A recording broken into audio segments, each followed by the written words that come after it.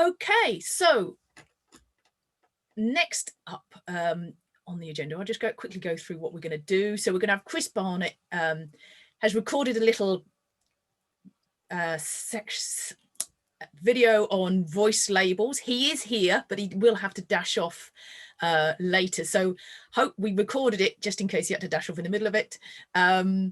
But we're hoping to show you the quick video, and then if you've got any questions, we can ask Chris, and hopefully he won't have left at that point. And then afterwards, we shall hand over to Ben, who's going to tell us all sorts of excellent ways of using voice control to help improve your feedback and the time it takes and things like that. And then we're going to have a bit of an open discussion with your questions. And lastly, I'm going to finish with a bit of a prize draw. You might have to do something for that, but we'll give you the details for that at the end. Anyway, so I'll hand over to Ben, who hopefully has got a video nicely lined up for us. By all means. So do you want to mention a quick bit about the Fablab to anyone who's new? Oh yes, that was my next bit, wasn't it? So I'll just quickly tell you about the Fablab. So the Fablab is a makerspace, and it's located at Sandwell College at their sixth form centre in central St Michael's in the middle of West Bromwich. It is a makerspace where people can come and make almost anything. So we've got things like 3D printers, laser cutters, CNC machines, and we encourage the students to make things to help with their learning. And this also helps build confidence. Not only do we have students, but we have businesses, entrepreneurs, and artists who come in and use the facilities. And then last summer, I and a colleague, Bridget, who you may hear from later, put in a bid to become an EdTech demonstrator site. And as part of that project, we managed to employ Ben. So EdTech is all about virtual reality, augmented reality, Internet of Things, artificial intelligence, and voice control. And of course, as part of that, we're doing these evenings, and tonight is all about voice control. So anyway, I'll hand over to Ben now. Thank you, everyone. So I'll be talking a little bit more about voice control. I'll be breaking it down and explaining it for you a little bit later on. But first, we've got a pre-recorded video from our star maths lecturer, Chris Barnett, who's going to tell us about how he's been using Bluetooth label printers and his voice to streamline how he gives feedback, and it's a real transformative watch. I was there whilst we were doing the filming with him, and honestly, it really blew me away. So you're in for a real treat this evening. So without further ado, I will play on.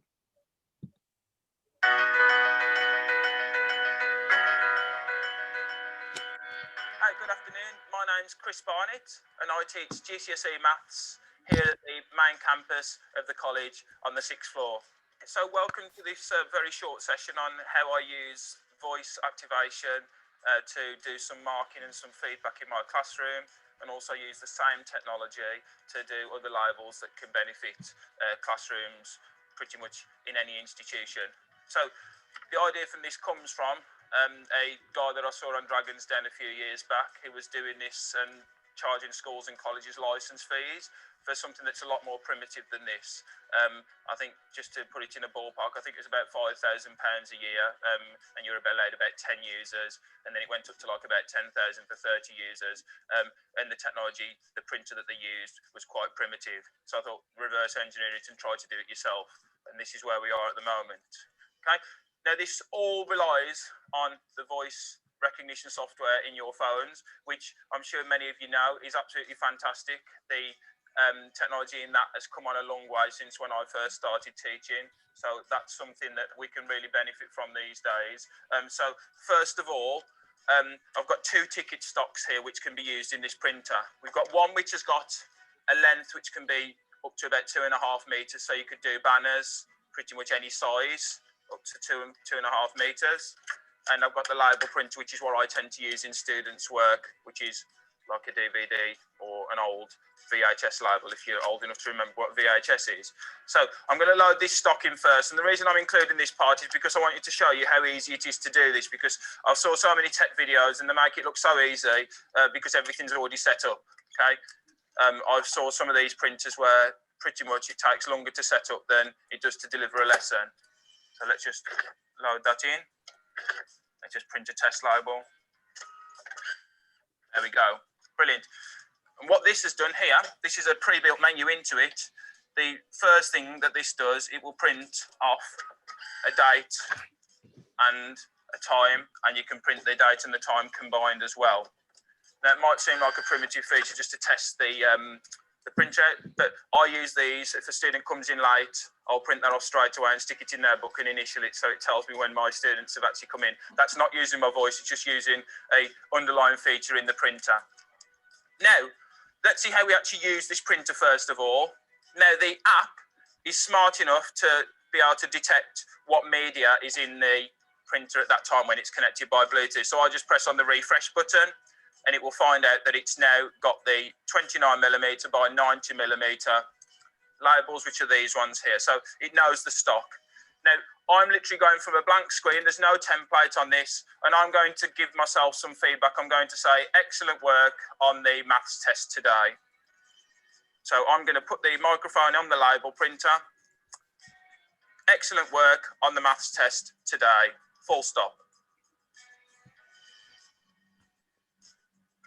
So all I'm doing now is I'm just going in and just changing the capitalisation on the start.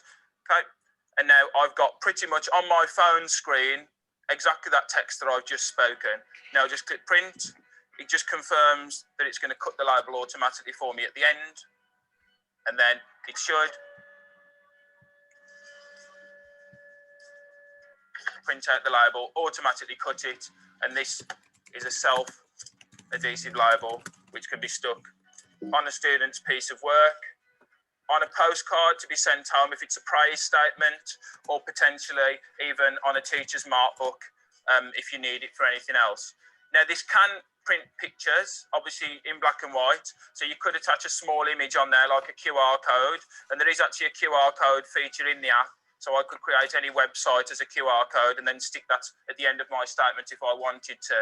Now, a feature which is really good, which I really like, is if I do more text, it will automatically shrink the text down so that it fits the sticker, which is actually quite nice because I don't have to worry about what settings I've got.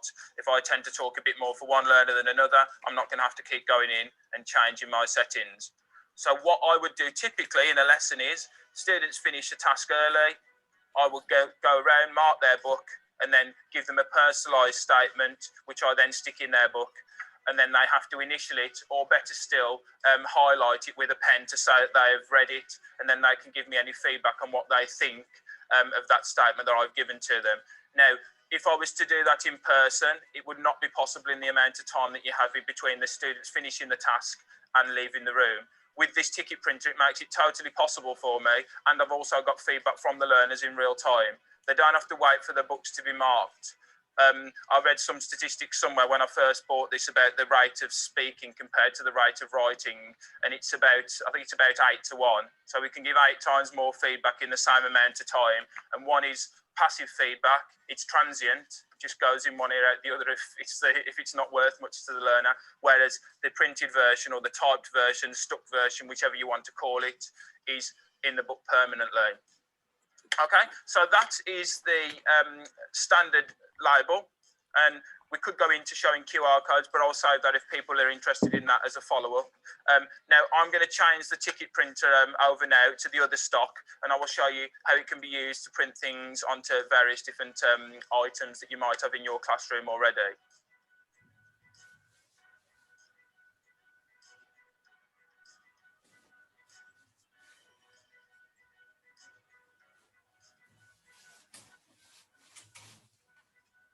Okay, so I have now changed the label over so that it's now got the source of the unlimited labels. So I can set these to any length up to about 2.5 meters, I believe. So what I'm going to do is I'm going to show you a use that I've done before with this, which is to make a custom playing card label. So think about it. If you've got 52 playing cards and you want to ask your learners a revision question, gamify it a little bit perhaps, or maybe just get them to stick them in the books. These are relatively cheap. It's £1 a deck. I know it's quite a lot of money, £1, but I'm sure the learners are worth it when you come to the revision times. So what I typically do is print onto these cards, and then that becomes an entire revision lesson, 52 questions for the learners to print out. And if they don't finish any questions, they can get the answers from other people. So they've got an entire revision kind of workout in the lesson. So all I do is just pretty much just using a standard ruler, just measure the dimensions that we've got. So the longest measurement on this is going to be this way here. But this stock is 63 millimeters long and the card is about 52. So I pretty much measure the minimum length, and I set those 52, and the other length is going to be set to the 60 odd one. Okay, so I'm now going to create a custom label. I'm going to say here's one I made earlier because I've already predefined the length of the text, but I still want to use my voice to type it because that's part of the main glory of this. So just give me. This is a custom playing card label. Full stop. So it's got the custom label on there.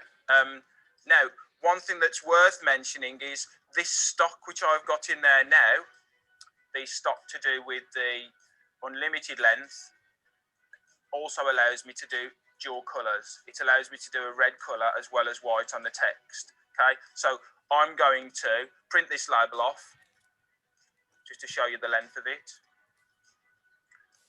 So it doesn't take any longer to print off because it's got a blade in there which will cut at the desired length.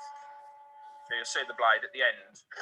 There you go, it's cut to custom length. And then you can see that would fit absolutely perfectly on that playing card.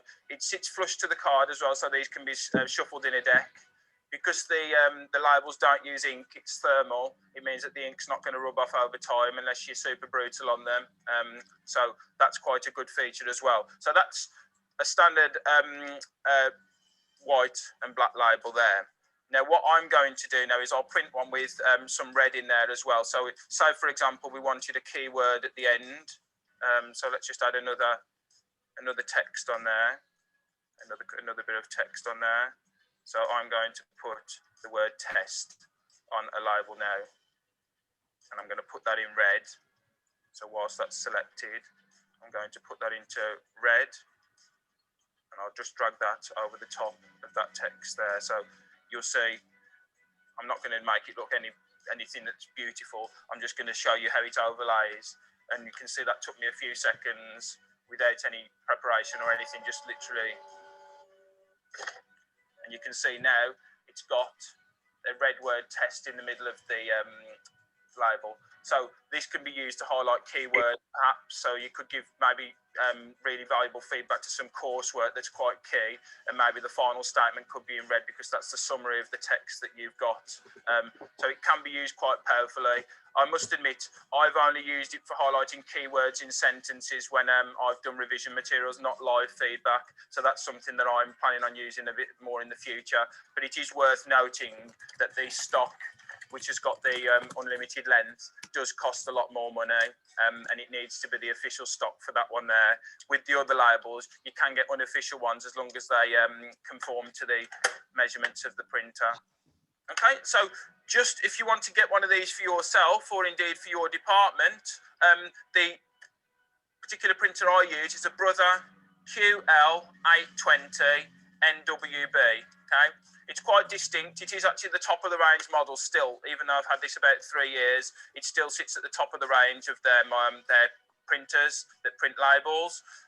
They're mainly used in the industry for printing labels for little corner shops and for printing stock labels, but more and more educators are starting to realise the power of the voice recognition software that we've got. And in another video, I will show you what the app on the computer can do as well, because a computer app can do a lot more. We can add custom logos on there. I've actually done some with the Samuel College logo on about this size onto a playing card. I've done some with QR codes for about 4 websites on one little playing card as well. Okay, the web app is very, very powerful when it comes to extra features, but it's just not as convenient as using your phone for the voice recognition purposes that we've spoken about here. So currently, these printers can be purchased from retailers such as Printerbase, RS Components, and Cartridge People. And the stock, both the unofficial and the official ones, can be purchased from Amazon. When you purchase it, you do get the specifications for the measurements for the various different labels that it can print, because I've just got 2 here, but it does print different size labels as well. It can do pretty much anything from the pre-defined labels from about this length, but it can do every width between about half of this right the way up to and including this width here. So there is quite a lot of versatility. So it's probably useful for like maybe the spines of textbooks and things like that. And maybe if you just want to label your things in your classroom, like if I was to show you around my classroom at the moment, you'd see these are on the front of all my learners folders with some predefined prompts, and then the learners have filled the rest in. So thanks very much for listening. And if you've got any further questions, you can email me at christopher.barnett@samwell.ac.uk, or I'll answer a few questions in the time that I've got left in this meeting. Thanks very much.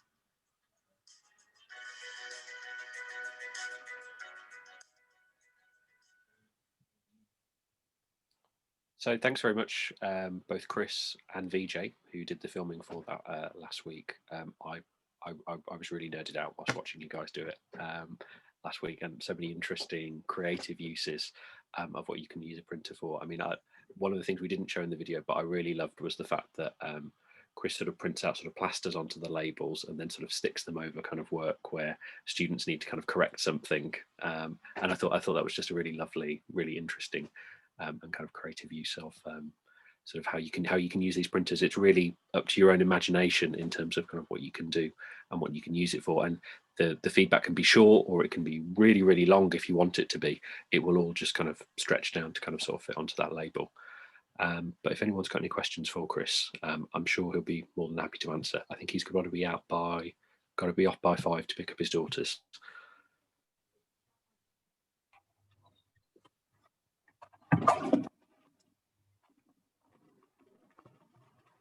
We have got people asking about the sort of the printer spec and things like that.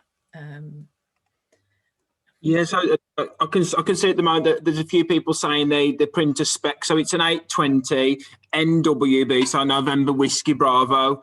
And that, as I say, that's the top of the range. You can get lower specs than that, but they won't print on all the labels. And this is the only one that does on that red feature as well, which I think it's nice to have in the bag, because that's got quite a lot of promising uses. You can do like hazard logos and such like that. I know that some science teachers were using them for hazard logos in some other school. They weren't using the voice recognition, but they were using the hazard symbols. And you can have quite a lot of fun with that, to be honest with you. Like don't write in the margin, or make sure you show you're working out, put a hazard symbol on it. It just looks a bit more eye-opening.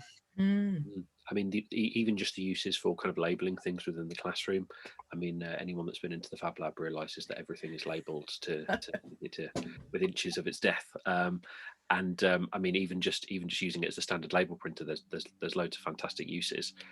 One of the things that I really liked as well was sort of the QR codes that you can print out. And in Chris's classroom, there's QR codes sort of stuck onto kind of each learner's desk. So it's a way for learners to potentially kind of scan something to access a website, or access kind of resources or materials kind of quickly. Sort of they're kind of there, kind of at hand. So many interesting uses. It's fantastic. Yeah, so just looking at Sean's question there about attaching a QR code to the label, is it through the app? Yes, it is through the app. When you go into the what you want to insert on there, rather than text, you just choose barcode, and you can have a conventional barcode like an age-old one that you get in a supermarket, but you can also get QR codes, and anything can be made into a QR code. So you could link a website, link a video on YouTube, or you could just link to some text. If you just created something on Google Drive and you just wanted it to be like a worksheet, the QR code could take the learners to that, and the resolution on them is absolutely fantastic for that. That's one of the main positive things of this strong, bold, black printing element that it uses. It's actually really nice. Not one student in my class has ever complained about not being able to scan a QR code, and yet from the Times Educational Supplements website, I've downloaded worksheets with QR codes on before and had no end of issues with them. So I think that's quite a nice use of them. Absolutely.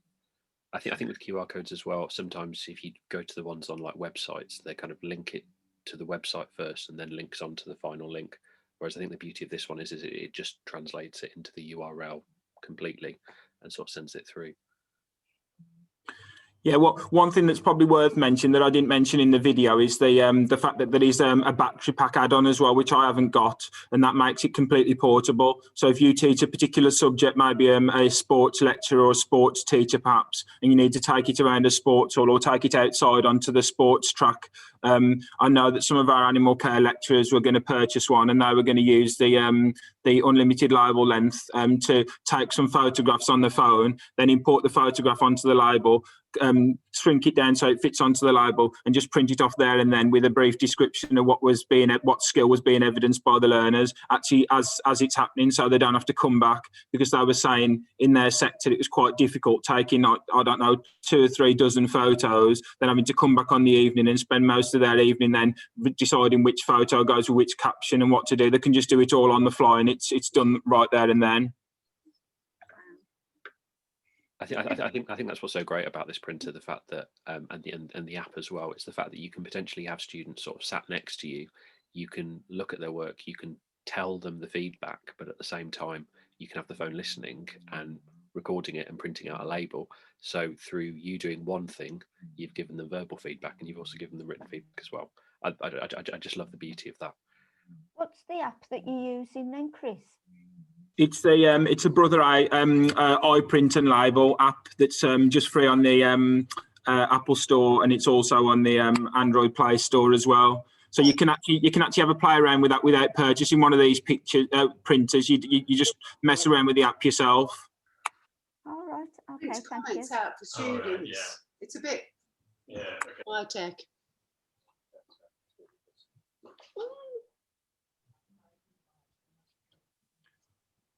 Can I ask a question, Anne?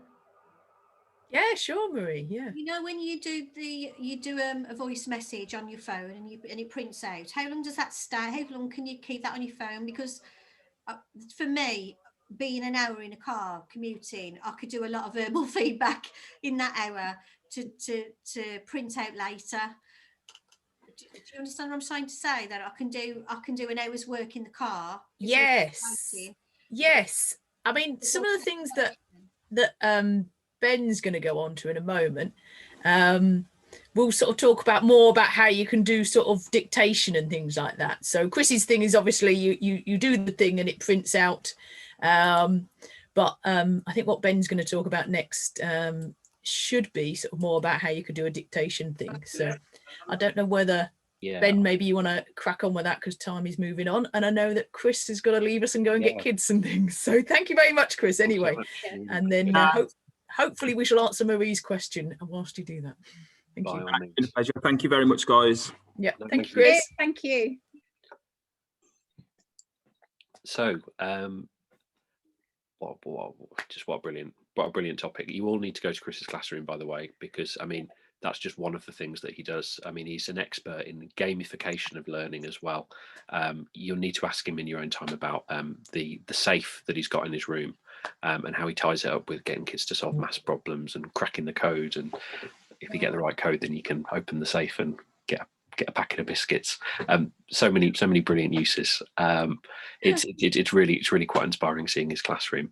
But I'll focus on some hopefully equally as interesting stuff in the second half on a little bit more about voice control, some really interesting kind of creative ways that you might be able to kind of use it within your classroom. First, what I'll do is I'll just break down what it is exactly and what we're sort of talking about with voice control. So there's kind of sort of two sides to voice control that we look at within the Fablab. There's what we call voice dictation, which is what we were looking at with Chris. So the idea that you can sort of talk at your phone, talk at your computer, and it will write down what you say as a result. So it's listening to you and it's transcribing what you're saying.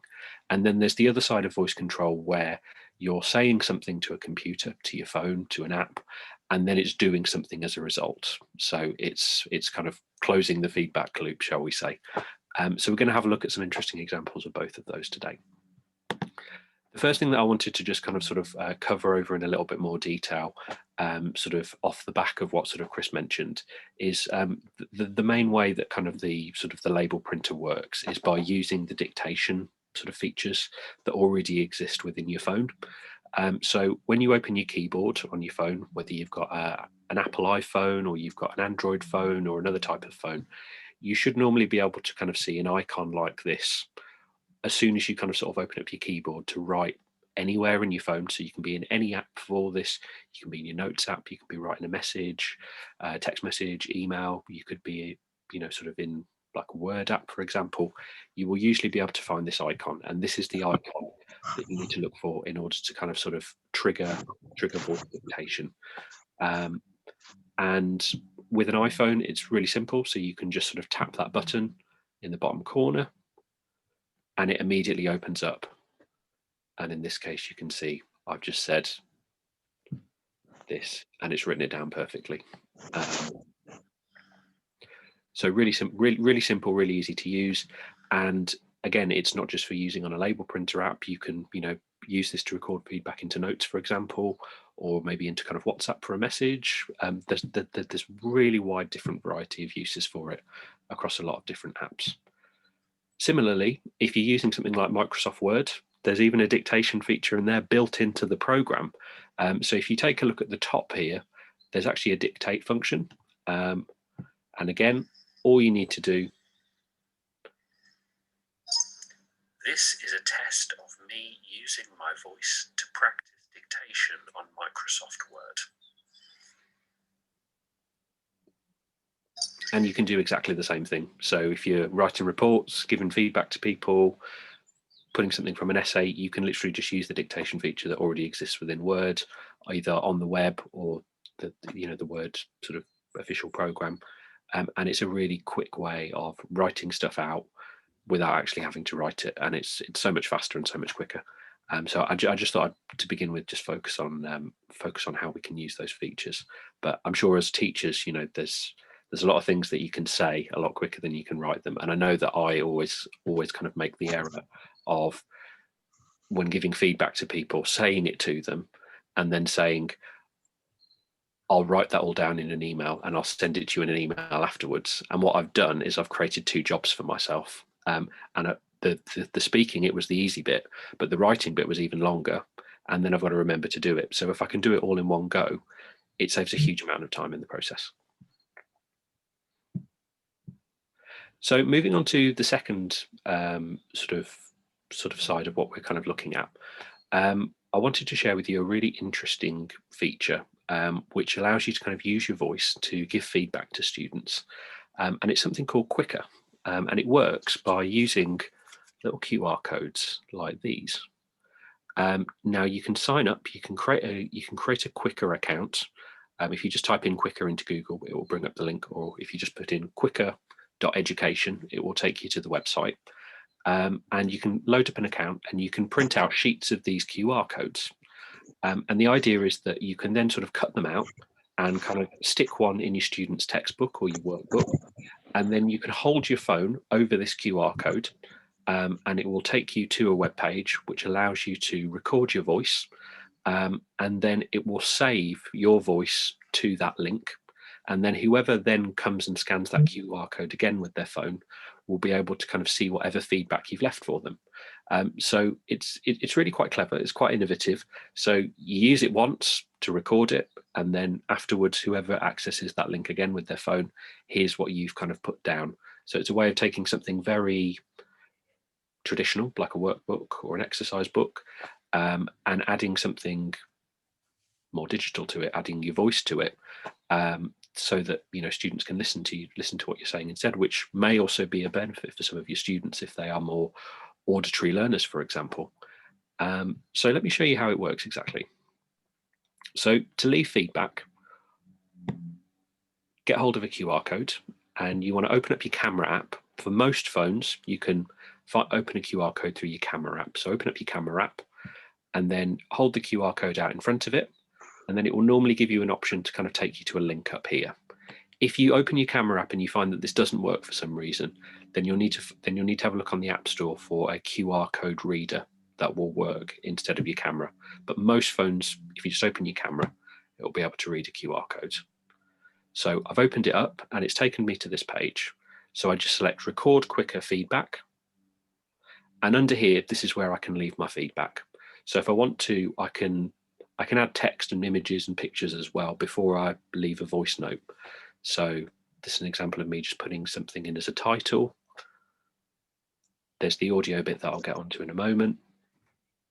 I can add some text as well if I want to. But really that's not what we're kind of sort of focusing on. I can also include a web link as well if I like, if there's a website that I think might be particularly helpful for someone.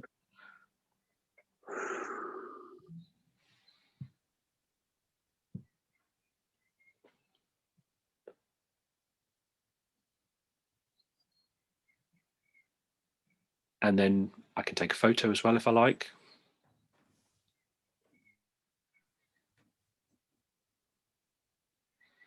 So in this case, I'll take a photo of a little pot that I made a few months ago, for lack of finding anything else interesting in my room. And then I've finally got the option to kind of record some audio as well. So it's really simple. I'm literally just pressing record and it will record kind of what I'm saying. For the purposes of the video, I haven't included the recording, but I can go on for as long or as little as I like. I can give feedback and say what I think. Ben, Sean's just asked, would it take them straight to the video, or is there an order in which they see each of the elements? So I'll show this to you guys in a moment. So I'll show it to you kind of as a view. I've just shown you kind of how you view it as a teacher or as an educator. And well done. Excellent piece of work today. I'm really pleased with what you've been able to achieve with this. It's absolutely fantastic. Well done. So here I can kind of get a preview of what it looks like, kind of from a student view. But I'll show you a little bit more in detail in the next slide. So to view feedback as a student, I'm going in again with my camera app. So this is the same QR code I used in the last section, but this time I'm a student that's scanning it. So this time it's kind of a used code, and it's immediately taken It's immediately taken me to that page. I can see the audio. I've got the picture. It's absolutely fantastic. Well done. And from the point of view of a student, I've just got all the feedback that I've left there kind of as text. It's straight there and available. Now, this app is completely free to use. It doesn't involve any cost at all. There is obviously, as most things are, there's a free version and there's a premium version. The free version will probably do you, to be honest. But if you're interested in the premium version, it's not expensive at all. We're talking maximum £1.50 a month per user. If you buy it as a college license or as a department license, it can be as little as 20p per month per teacher. So it's not expensive at all. One of the advantages that you do get is that with the free version, the feedback will last on the QR code for just under 3 months. If you buy the premium version, then it will last forever. So depending on sort of how long you want your students to kind of access your feedback for. The real beauty of this as well is that this isn't just kind of something where you can kind of just sort of dump information or dump feedback. You can close the feedback loop as well. So the beauty of this is that you can have feedback conversations with your students. So again, this is me scanning a brand new QR code. And instead of pressing the top one here, record quicker feedback, I'm going to select start a quicker conversation. Now, the idea of this is very simple. So very similar to what we did before. I can add a title, I can add audio, I can add video, photos, web links. But the difference with this one is that it will actually be a conversation, almost like a little WhatsApp conversation. So the student can see the feedback, they can respond to it, they can ask more questions. But again, just to kind of run through the features again. So it's up to you what you want to do in terms of a photo. If you want to add a photo, you don't have to add a photo if you don't want to.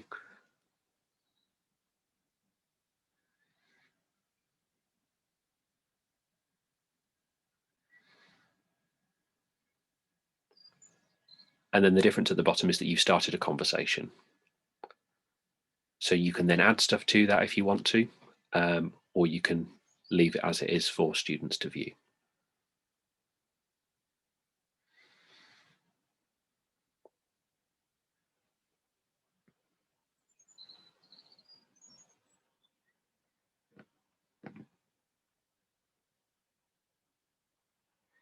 And I can choose to lock a conversation if I don't want there to be any further feedback with that afterwards. And then finally, my view is if I were a student with a conversation. Again, very similar. So I'm just scanning the QR code, and I can see obviously what feedback's been left for me, but it's completely anonymous from behalf of the student. They don't need to create an account for it. They don't need to kind of sort of add anything further to it. And then they can kind of sort of send a response back to it. If you've created an account, then the beauty of it is that you can then sort of get email alerts once a student responds. So you can then be sort of notified and kind of give any further feedback as you need to on something. So really, really nice creative use of just something as little as a QR code. I do sometimes get questions around with this technology, whether you might want to sort of scan it or sort of maybe kind of sort of email these codes out to students.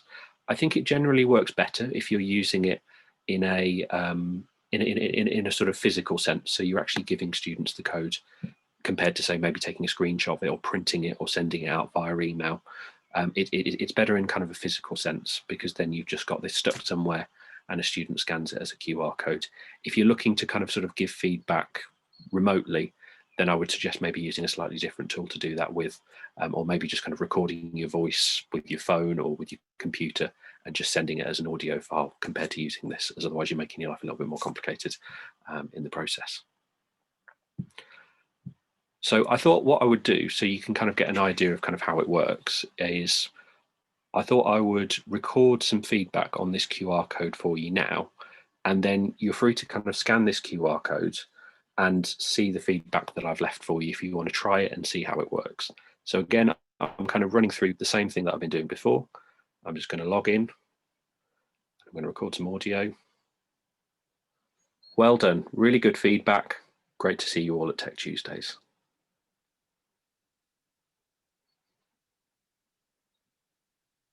So I've saved that. So if anyone feels like scanning that QR code now with their phone, they can hold it up and they can give it a go and see how quickly it works.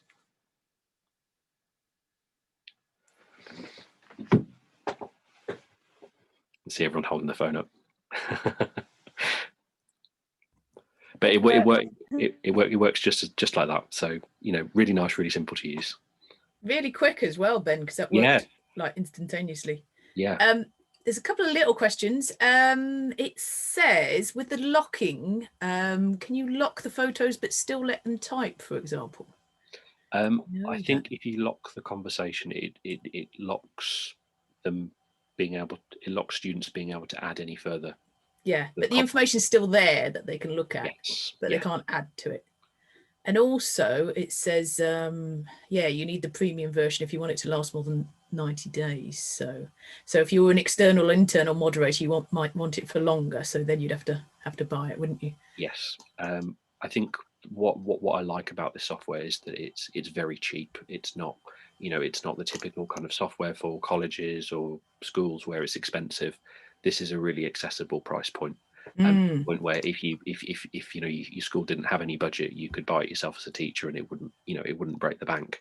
But similarly, as a department, even if you've got a very small budget, it's still very eminently affordable to buy. Yes. And also it says, do you have to name the student at the top to remember which is which? I believe there is a way that you can sort of name it to assign it to kind of sort of certain students. So you can sort it based on that. Brilliant. Any more questions on this app? Oh, can this technology be integrated with college systems? Well, that's probably not a question for me. That's probably a question for ILT.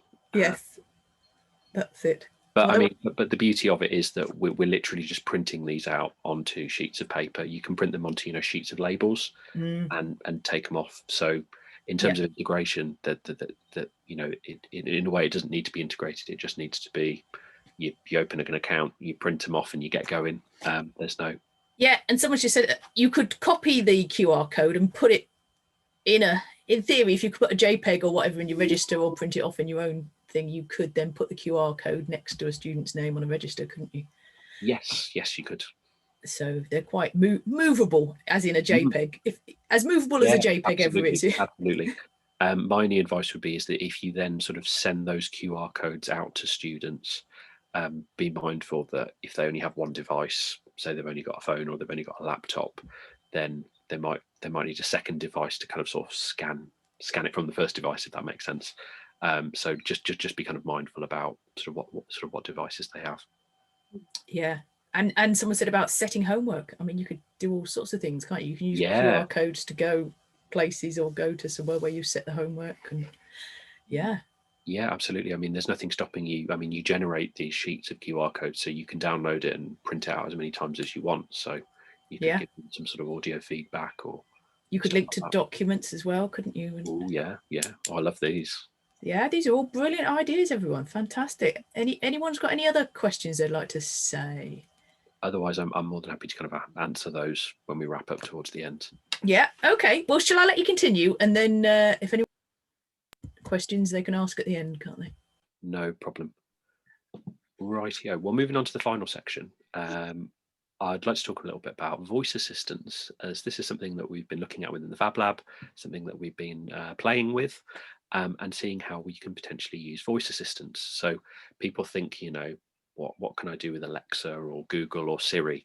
And yes, you can ask Google, Alexa or Siri, what sound does a dinosaur make, or what sound does a hamster make, or random stuff like that. But voice assistants can actually be really useful for teaching, learning, and in the classroom as well. And there's a real wide variety of different things that you can kind of use them for. And this could be sort of having them as a sort of almost like an assistant for you kind of in the classroom. So like a little digital assistant, or as a way to kind of help you make processes quicker as a teacher, to kind of help you with your admin, streamline your processes, stuff like that. And remember that these voice assistants, you don't have to buy these. You can buy them, and they're quite accessible nowadays. We're talking £20 to £30, but you can also download accompanying apps on your phone for all of these as well. So again, there's potentially kind of no cost involved here.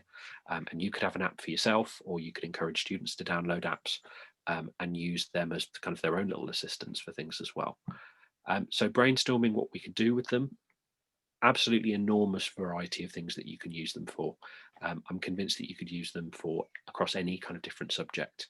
If you're an English teacher, it's a godsend. You can, instead of sort of being the teacher that has to spell out words for students, be a human dictionary, be a human thesaurus, if you've got a voice assistant in the classroom, they can do all of that stuff for you.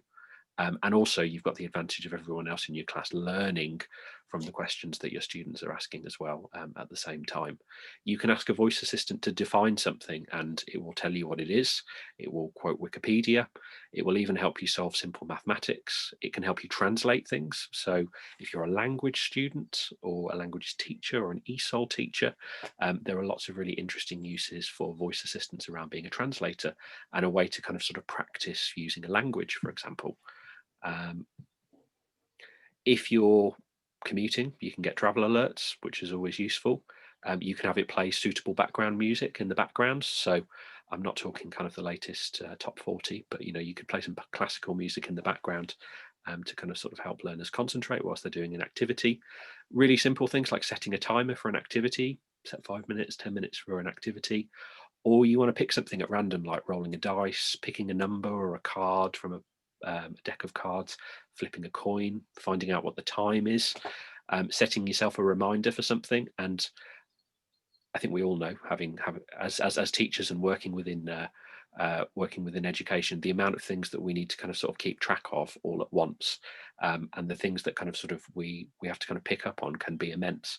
And if you can just say to your voice assistant, set a reminder tomorrow for this, then it's literally, you say it and it's added to your to-do list. You can pick it up on the app and you can be reminded for it. Or you're setting an activity in class and you want to be reminded at your next class that you set homework for your students, you can set that reminder and you can ask it to remind you in 2 weeks' time. at 10 o'clock that the homework's been set and the students need to hand it in. So there's some really kind of clever and interesting stuff you can do with it. There's also some kind of extra work that you can do with voice assistants around creating your own custom quizzes or kind of revision flashcards for certain activities and topics. It's quite a simple process to do. If you're interested in learning how to do that, reach out to us. We can help you set up something customized for your students. And again, you know, simple things like helping you streamline processes, things like, you know, sort of putting dates into a calendar, making tasks and lists for you. So the opportunities for a voice assistant in your classroom are endless. They're cheap, they're varied. It's a source of entertainment for you, for your students, and a really useful thing to have around. And for any teachers from Samuel College, Cadbury College, Central Sixth, we have some voice assistants in the Fablab if you'd like to kind of borrow one and try one out for your class and see what you can kind of potentially use them for. Which leads me on to the final little bit, which is something quite exciting actually, because over the last few weeks since we've returned from lockdown and we've kind of slowly kind of eased ourselves kind of back into being in the Fablab, we've been working on setting up our own voice assistant, and this is something that I'd like to share with you now.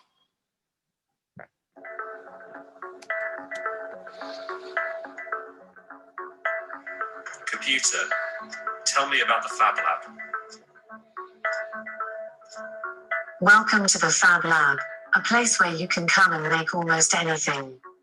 I am the Fablab computer. You can ask me questions about how to use the machines here.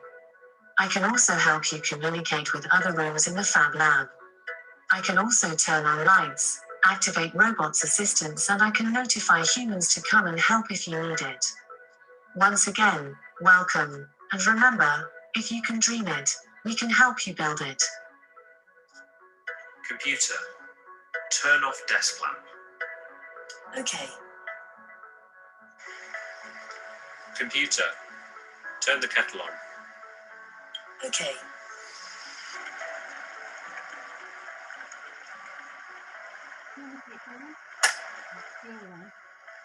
Computer, activate drinks robot. Activating Dora, the drinks ordering robot.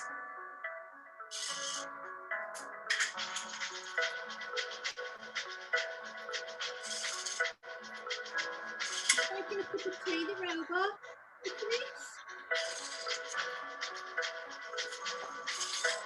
Computer, drop in on classroom.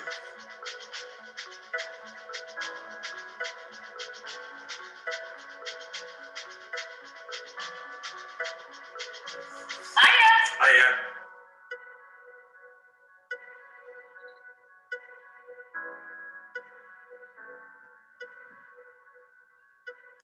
So again, you know, we can use voice assistants for some creative uses within the Fablab, as a way to, you know, control things, help people out, help people enter the Fablab and understand kind of how to use machines, how to kind of work out what to do, and also how to kind of control cool things as well. So the use of voice assistants are really powerful, really interesting, and endless in that capacity. So if any of you are interested in trying out voice control or voice assistants more, by all means do feel free to get in touch. We can help you with anything in relation to the content that we've spoken about in today's talk.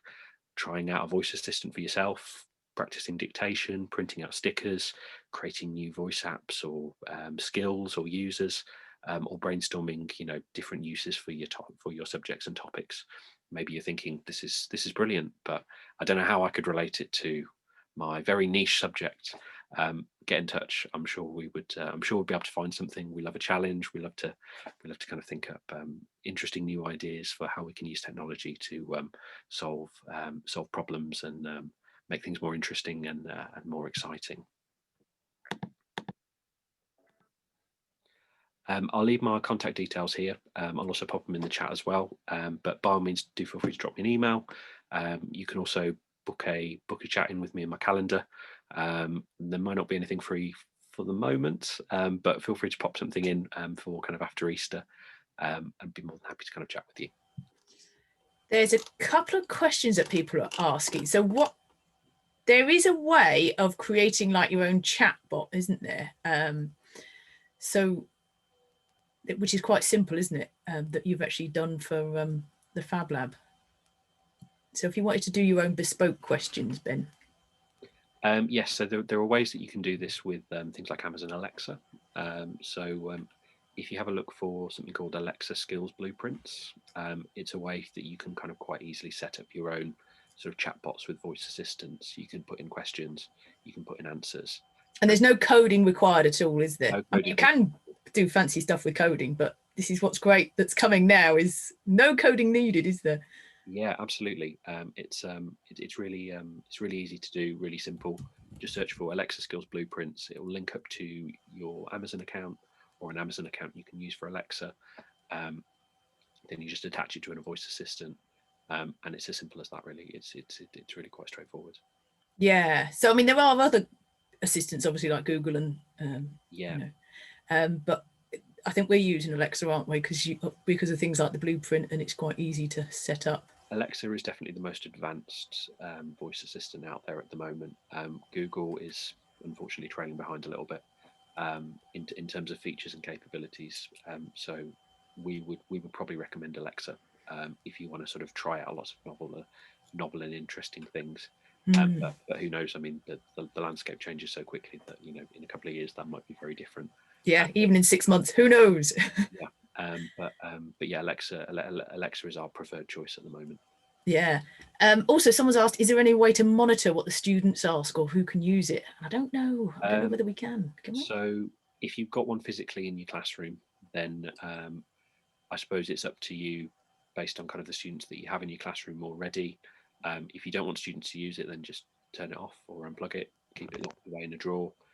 Anything that students do ask is kept as a log, so you can go back and refer to it and see what kind of people have asked. In terms of relating that back to kind of who's asked that question, we're probably not at that stage yet in terms of being able to identify. I mean, things like Alexa will be able to identify different people's voices, but for a whole classroom, that's probably a little bit too much for it. Yes. So a little bit of caution there. Yeah, absolutely. Caution as with anything nowadays. But yeah, I mean, I certainly wouldn't be recommending having a voice assistant connected up all the time, but you can plug it in for certain activities, and I think that would probably be the best way to start out with it, or kind of sort of trial it out. That's it. And then we've had someone ask about what IoT are we using for the kettle, which is a good question because the kettle's a bit of a work in progress. Our drinks ordering robot, isn't it? The kettle that we're using at the moment is just based on a smart switch, and we have ordered a more bespoke smart kettle, which is eventually making its way to us. Yeah, we ordered it before Christmas. We're still waiting. Yes. Right. Is there? Let's just have a look. What other questions? There are quite a few bits in the chat. I'm conscious that we are reaching the end of our slot, and before people go, I just want to plug our next talk. Good idea. Yep. Which covers artificial intelligence. So we're kind of covering a sort of similar vein in next month in terms of apps that you can use to streamline your workload, make admin faster, things like that. So again, similar time of the month, 4th Tuesday of the month at 4:30. If you've signed up to the Eventbrite for this one, then you'll get an email with details of the next one as well. But we'd love to see you there, as again, some really interesting and exciting uses. I mean, some people may think artificial intelligence is not for them, but don't worry, we're always trying things to make sure that they work. They have to work for you, they have to work for today, they have to work as cheaply as possible, and they have to work even if you know absolutely no code whatsoever. So these are simple things, and some of them literally a click on the button on existing software as well that you're using. You just don't know that they've got an AI function. So absolutely, believe me, this could be another life-changing experience for you. So yeah, please sign up for the next one. We'd love to see you. Thank you very much for everyone who has come today. But before we go, we've also got a quick competition, haven't we? Yes, we've got an exciting competition. Bridget, I don't know if you want to give some more details on this. Yeah, I'm so excited. Yes, sticking with it with the technology theme, if anybody would like to have a go at winning a Microsoft Surface Go tablet, which I understand are really sort of state-of-the-art and fantastic bits of kit, all you need to do to be entered into a prize draw is to take part in a very short training session, which in itself is absolutely brilliant. It's all about how to engage and motivate learners when you're doing online teaching. And it's been developed by teachers from this college and also from University College Birmingham. So it's been developed by FE teachers for FE teachers. So, you know, it's really, really useful because they you know, obviously face the same challenges that all teachers are facing in terms of switching to online learning. It's full of lots of tips, tricks, ideas on you know, simple ideas, and again, a bit like the Fablab guys do. Lots of it, you know, is quite sort of simple to do, and they really try to sort of focus on not just like using lots of whizzy tech, but using tech that really improves pedagogy. So in itself, that free training package is absolutely brilliant, but the bonus is you could do that training and actually win yourself a Surface Go tablet if, and this is the most important thing, you'll be given a list of colleges to tick. As the provider, you need to tick Sandwell College because that's the module that we've developed, if that's okay. So please do have a go. The closing date is the 31st of March. So the link's on there, and yeah, have a go. Thank you. Brilliant. Thank you very much. There's good odds at the moment of winning it. So definitely sign up. Yeah, but lots of people are doing it now. The numbers have really gone up. This Microsoft Surface Go, absolutely. But yeah, good odds. Yeah, I do feel like we've turned into an episode of the Gadget Show, Bridget. You know, sort of like, here's all of these things you can use, and by the end, here's the end of the competition.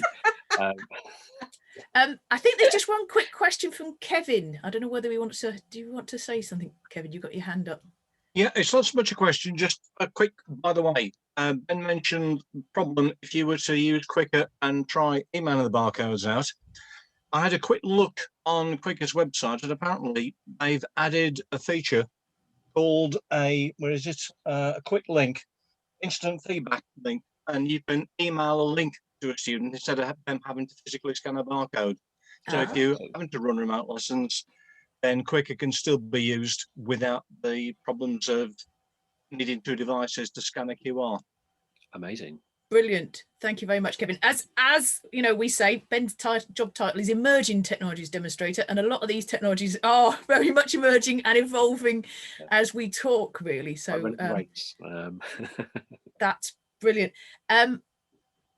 I think I may just officially wrap up this meeting, but if anyone does have any more questions for us, we will hang around for the next few minutes just to field those questions.